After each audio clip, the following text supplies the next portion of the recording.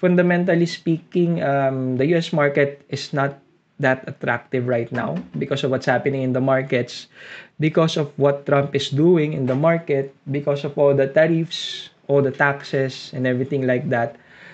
For me, if I'm an investor, I don't want to invest on something that is high risk, something that is continuously escalating the markets. I'm not saying I'm saying against anything about Trump, but I'm just observing what's happening in the market. And what I'm observing, so I'm just responding based on what I see, based on my experience.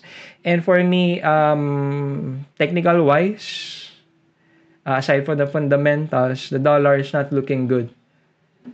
And especially if you're gonna look at the weekly charts, the dollar tried to break out of this level but failed.